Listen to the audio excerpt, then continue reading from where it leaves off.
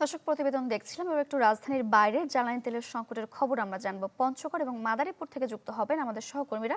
শ্রুতি, পঞ্চগড়ের খবর জানবো, যুক্ত হচ্ছেন সহকর্মী হোসেন রাহান। হোসেন রাহান, আমরা যেমনটি বলছিলাম রাজধানীতে আজও দীর্ঘ লাইন, পঞ্চগড়ের কি অবস্থা সেটি জানবো এবং পেট্রোল পাম্প কর্তৃপক্ষ কিংবা গ্রাহকদের কি অভিযোগ রয়েছে বিস্তারিত জানাবেন। সারিকা, মানুষ তেল নেওয়ার জন্য সেই ভোর রাত থেকে লাইনে দাঁড়িয়ে আছে। এটি দীর্ঘ 1.5 মাস ধরে পঞ্চগড় জেলার চিত্র। এটি সীমান্তবর্তী একটি জেলা। এই জেলায় কম বেশি প্রায় 30টির মতো পেট্রোল পাম্প রয়েছে। প্রতিদিন কিন্তু এই পাম্পগুলোতে মানুষ ভিড় জমাচ্ছে এবং জ্বালানি সংগ্রহের জন্য। অনেকে পরের দিন তেল দিবে, তার আগের দিন রাতে এসে কিন্তু পাম্পে গাড়ি রেখে, নির্ধারিত চৌহদ্দির মধ্যে গাড়ি রেখে, লাইনে রেখে তারা স্থানীয় হোটেল, রেস্তোরাঁয়, বিভিন্ন দোকানে কিন্তু অবস্থান করছে, কিন্তু কাঙ্ক্ষিত তেল তারা পাচ্ছে না। আমি এখন অবস্থান করছি জেলা সদরের একটি পেট্রোল পাম্পে। এটি মৈত্রী পেট্রোল পাম্প। এখান থেকে 9টার সময় তেল দেওয়ার কথা থাকলেও এখন 9:10-এর মতো বেজে গেছে। এখন পর্যন্ত কিন্তু ট্যাগ অফিসার এবং সংশ্লিষ্ট মানুষজনরা এখানে এসে পৌঁছায়নি। ম্যানেজার আমাকে বলল যে গতকালকে তারা তেল দিয়েছে, তাদের বরাদ্দ ছিল 3000 লিটার। তেল দেওয়ার পরে কিছু তেল বেঁচে গেছে, সেই তেল প্রায় 700 লিটারের মতো তেল এখানে আছে। কিন্তু এখানে কমপক্ষে 1500 লোক সেই 7টা থেকে লাইনে দাঁড়িয়ে আছে।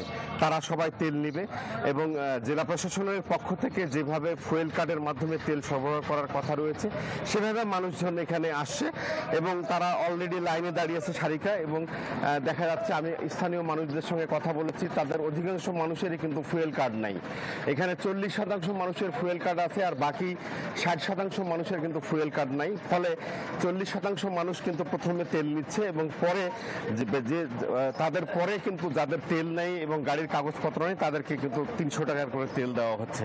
অব্যাহত এই পরিস্থিতির কারণে একটা দুর্ভোগ কিন্তু লেগে রয়েছে। আপনি জানেন পঞ্চগড় জেলা, এখানে সমতলের চা বাগান রয়েছে।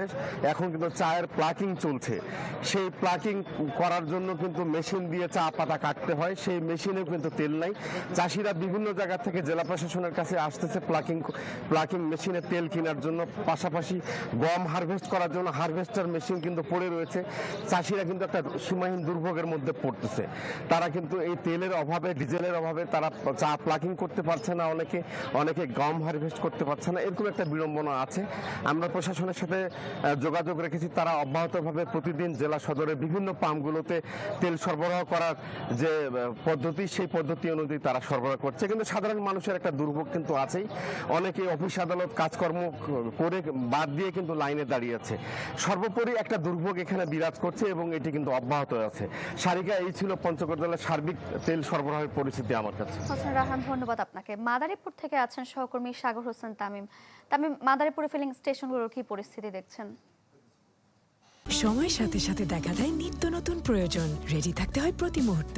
তাই এলো ইনোভার, যেন আপনি লাইফে থাকেন রেডি প্রতিদিন। Innova, designed for now. আসলে মাদারীপুরের চিত্র কিন্তু প্রায় একই রকম। মাদারীপুরে গেল 15 থেকে 20 দিন ধরে জ্বালানি তেলের যে সংকট সেটি কিন্তু দিন দিন প্রকট হচ্ছে। অর্থাৎ গতকাল এই মাদারীপুর যে ফিলিং স্টেশনগুলো ছিল, এখানে যে জ্বালানি তেল, বিশেষ করে ডিজেল, অকটেন এবং পেট্রোল ছিল, সেগুলো কিন্তু আজকে সকাল থেকেই মাদারীপুরের যে 14টি ফিলিং স্টেশন রয়েছে, একটি ফিলিং স্টেশনেও কিন্তু জ্বালানি তেলের কোনো মজুত নেই, যার ফলে কিন্তু যানবাহন বা অন্যান্য যে ছোট বড় যানবাহনগুলো রয়েছে সেখানে কিন্তু আসলে এখন ফিলিং স্টেশনগুলোতে তাদের ভিড় লক্ষ্য করছি না। তবে ফিলিং স্টেশন মালিক সমিতি থেকে যেটি বলা হয়েছে, মাদারীপুর জেলা যেহেতু বরিশাল ডিপো থেকে এখানে তেল সংগ্রহ করা হয়, এর ফলে এখানে কিন্তু 12টা বা 1টার থেকে আসলে তেলটা পাম্পে আসে এবং এরপরে এখান থেকে তেল সরবরাহ করতে পারে। তো যে কারণে এই বিষয়টি সবাইকে অবহিত করার ফলেই কিন্তু এই সকালের টাইমটা, অর্থাৎ সকাল থেকে এই 11টা 12টা পর্যন্ত খুব বেশি ভিড় থাকে না। 12টার পর থেকে কিন্তু গভীর রাত পর্যন্ত এই তেল নেওয়ার যে হিড়িক সেটি আমরা লক্ষ্য করছি।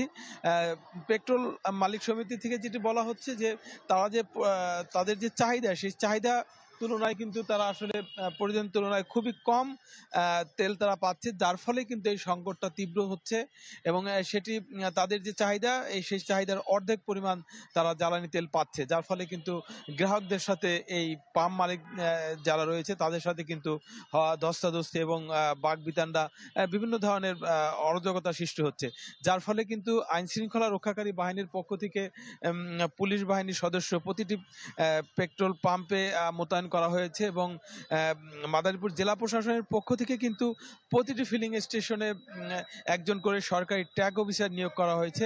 তাদের কাজ হচ্ছে কি পরিমাণ তেল আসলে ডিপো থেকে আসছে সেটি দেখা এবং কি পরিমাণ তেল দেওয়া হচ্ছে তার হিসাবটি রাখা, অর্থাৎ যেন সুনির্দিষ্টভাবে স্বচ্ছতাভাবে এই ফিলিং স্টেশনগুলো থেকে যানবাহন এবং বিভিন্ন দেওয়া হয় সেই ব্যাপারটি তারা নিশ্চিত করছে। তো সব মিলে বলা যায় মাদারীপুর জেলায় কিন্তু 14টি ফিলিং স্টেশন রয়েছে, যেখানে পেট্রোল মালিক সমিতির পক্ষ থেকে বলা হয়েছে 1,40,000 লিটার এই ডিজেল, অকটেন এবং পেট্রোল তাদের চাহিদা রয়েছে, যেখানে তারা পাচ্ছে তার অর্ধেক পরিমাণ, অর্থাৎ এই কম অর্ধেক পরিমাণ পাওয়ার ফলেই কিন্তু এই সংকটটা ঘনীভূত হয়েছে এবং এটি কিন্তু দিন দিন আরো এই সংকটটা কিন্তু অনেকটা বেশি বেড়েই চলেছে। তো আমি মাদারীপুর যিনি পেট্রোল মালিক সমিতির দায়িত্বে রয়েছে তার সাথে কথা বলেছি, সে যেটি বলেছে যদি এই জ্বালানি তেলের সংকট আসলে সমাধান না হয় তাহলে কিন্তু এই সংকটটা আরো দীর্ঘতম হবে, তারা চেষ্টা করছে সমাধান খুঁজে বের করার। তো এই ছিল আমার কাছে মাদারীপুরের সারিকা। তামিম, ধন্যবাদ আপনাকে। দর্শক, মাদারীপুর এবং পঞ্চগড় থেকে জ্বালানি তেলের সংকটের খবর জানছিলাম।